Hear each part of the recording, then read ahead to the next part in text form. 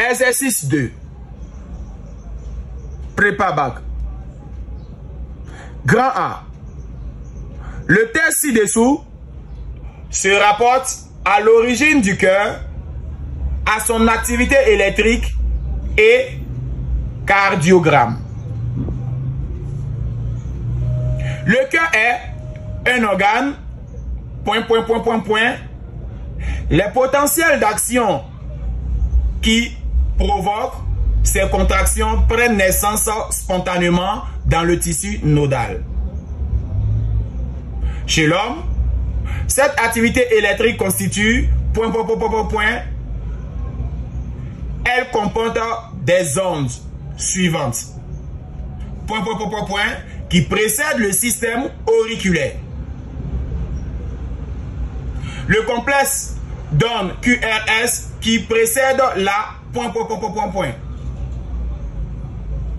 et l'onde T qui se produit au cours de la diastole ventriculaire.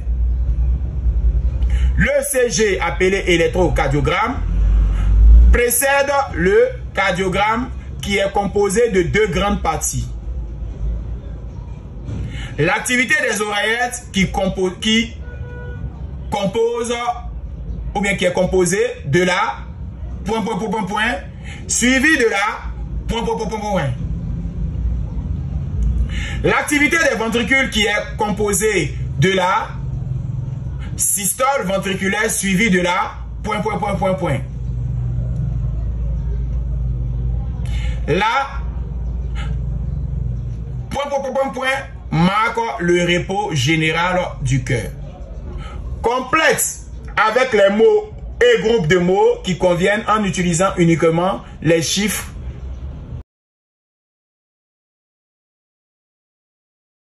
Nous allons donc reprendre. Le cœur est un organe. 1. Les potentiels d'action qui provoquent ces contractions prennent naissance spontanément dans le tissu nodal. Chez l'homme, cette activité électrique constitue 2. Elle comporte des ondes suivantes. 3. Qui précèdent le système auriculaire. Le complexe d'ondes QRS qui précède la 4 et l'onde T qui se produit au cours de la diastole ventriculaire. Le CG précède le cardiogramme qui est composé de deux grandes parties. L'activité des oreillettes qui est composée de la 5 suivie de la 6. L'activité des ventricules qui est composée de la systole ventriculaire suivie de la 7. La 8 marque le repos général du cœur. Alors, chers amis, nous allons donc passer à la correction de ce sujet. Le cœur est un organe doué d'automatisme. Vous devez dire, le cœur est un organe doué d'automatisme. Vous devez donc remplacer les pointillés par doué d'automatisme. Ensuite, ok, nous allons poursuivre. Les potentiels d'action qui provoquent ces contractions prennent naissance spontanément dans le tissu nodal. Chez l'homme, cette activité électrique constitue, nous allons remplacer le 2 là par l'électrocardiogramme appelé ECG. Donc nous allons reprendre. Chez l'homme, cette activité électrique constitue l'électrocardiogramme, entre parenthèses ECG. Elle comporte des ondes suivantes. 3, nous allons remplacer par l'onde P. Donc, elle comporte des ondes suivantes. L'onde P qui précède le systole auriculaire. Le complexe d'onde QRS qui précède là, nous allons remplacer 4 par systole ventriculaire. Donc, nous allons reprendre le complexe d'onde QRS qui précède la systole ventriculaire. Et l'onde T qui se produit au cours de la diastole ventriculaire. Le CG précède le cardiogramme qui est composé de deux grandes parties.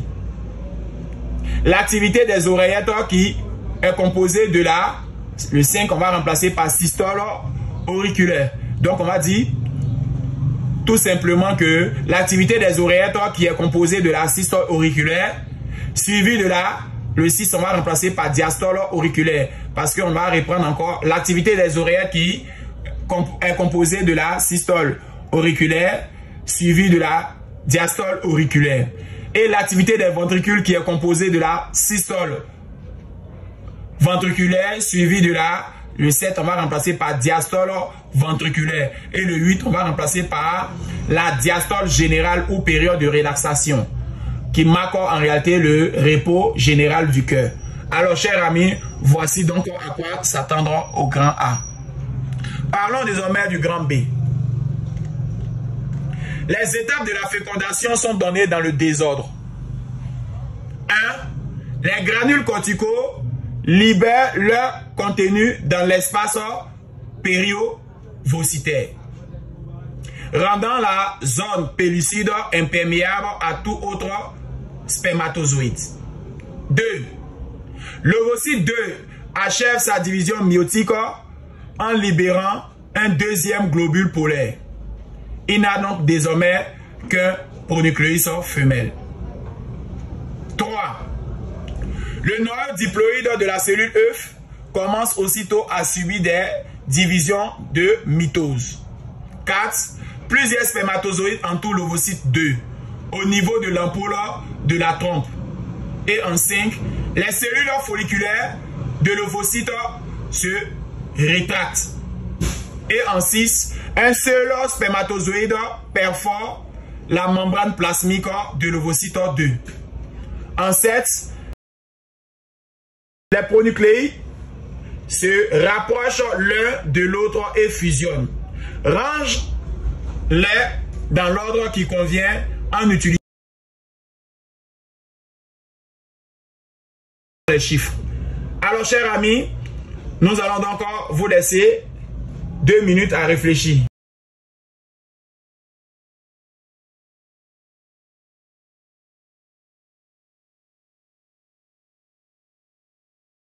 Alors, passons donc à la correction. Ici, quels sont les différents ordres qu'on peut avoir?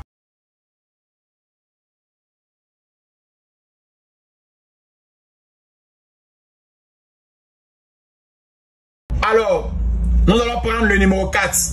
En premier, plusieurs spermatozoïdes entourent l'ovocyte 2 au niveau de l'ampoule de la trompe. Et dans la prochaine position, nous allons opter pour le 5. Les cellules folliculaires de l'ovocyte 2 se rétractent. Après cela, nous allons opter pour le 6. Un seul spermatozoïde perfore la membrane plasmique de l'ovocyte 2. Nous allons opter encore pour le 1. Les granules corticaux libèrent leur contenu dans l'espace périovocitaire, rendant la zone pellucide imperméable à tout autre spermatozoïde. Et nous allons opter pour le 2, qui est le 2. Nous allons opter pour le 2 qui parle de l'ovocyte 2 achève sa division méiotique en libérant un deuxième globule polaire. Il n'a donc désormais qu'un seul pronucléus femelle. Et après, nous allons opter pour 7. Les deux pronucléi se rapprochent l'un de l'autre et fusionnent. Et en dernière position, nous allons prendre 3.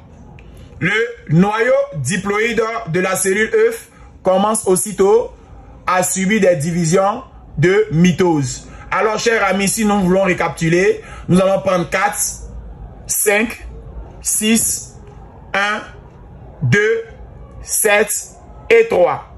Merci, j'ai été très ravi de partager cette vidéo avec vous. Au revoir pour une nouvelle vidéo.